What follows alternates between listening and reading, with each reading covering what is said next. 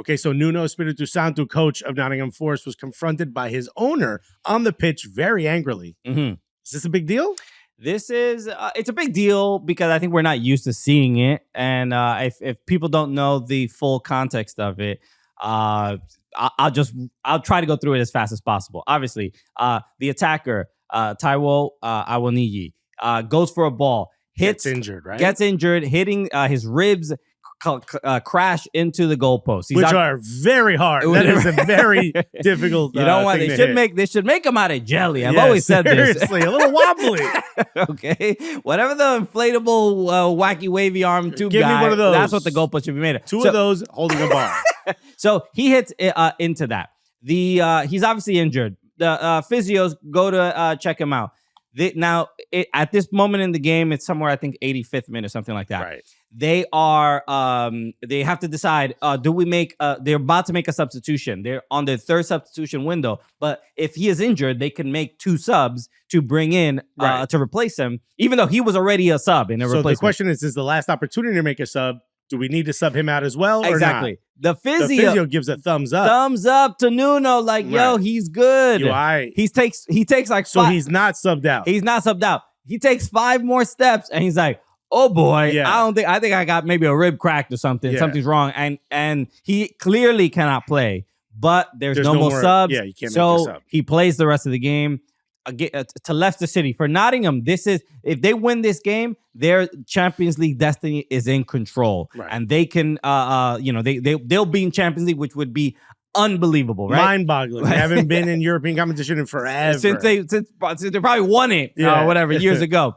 So this is the root of the problem, and this is why I think the owner was frustrated. Right. Because so this injured player had to play the rest of the match, clearly physically incapable of really playing, and no more subs were able to make, and then the game is equalized. Correct. Yeah. So so this is why the owner was upset, and it was interesting even watching the broadcast on NBC because players, Tim Howard was talking about it, and Robbie was talking about it as well, and Musto, and it's interesting from the player perspective because the frustration, especially for Musto, was the physio that gave the thumbs up. That is, is it the player's fault for saying I'm okay? Is it the physio's fault for believing him or whatever? I mean, this goes back to like, what is that? The concussion protocol. Yeah. You can't listen to the player. It's your job to analyze the player, and assess the player, I should say, and say, yes, you're physically capable of going forward, or no, you're not. That thumbs up,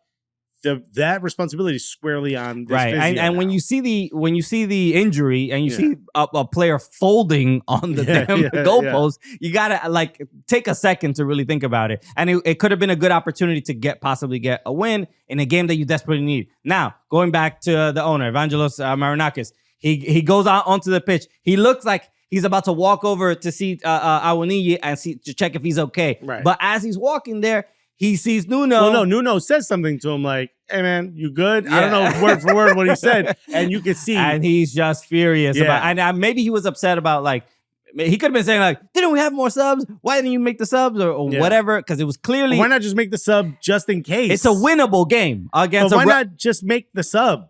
If you see your player get folded around the post, if you're not sure, just make the sub. You got 5 minutes in a game where you might not really need that striker. You can put in a different striker if you want, or you can put in defensive and then just hold on. Yeah. I don't think you need to keep him in, even if the guy gives you the thumbs up. Still maybe not worth it. It's, coulda, shoulda, woulda. I don't know if that's coulda, shoulda, woulda. I think that's bad judgment on Nuno Espírito Santo's. It ended up being a bad judgment, but when the physio gives you the thumbs up, sure, but even then, you'd be like, I don't care, man. Yeah, you got 5. What do we have? Like 5-10 minutes match of the match left? Hey, come on, sit down. Look, even after the game, Nuno was asked, like, were you okay with the owner speaking to you publicly like that, right on the pitch? And I think he handled it professionally. He was just like, look, we're all very frustrated with the situation and blah, blah. I'm not talking negatively about that guy. He's like, yeah, pays my bills, bro. What you talking about, bro? The man who signs my check? No, I'm not worried about that.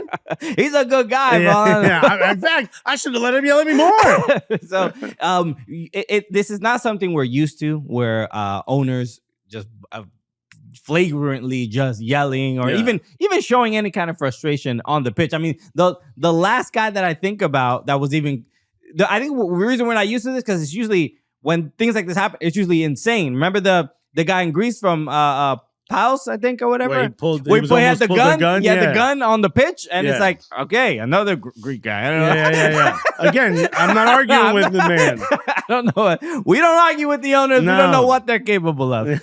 But this is, I think, for the Premier League. You know, we tip our pinkies when we're drinking it. It's like, hey, we don't do this. So that's why I think it's a big deal, because it's a shock to the decorum. Well, of I think the in Premier American League. sports, like when a championship is won, the owner is the first one to lift the trophy. Correct.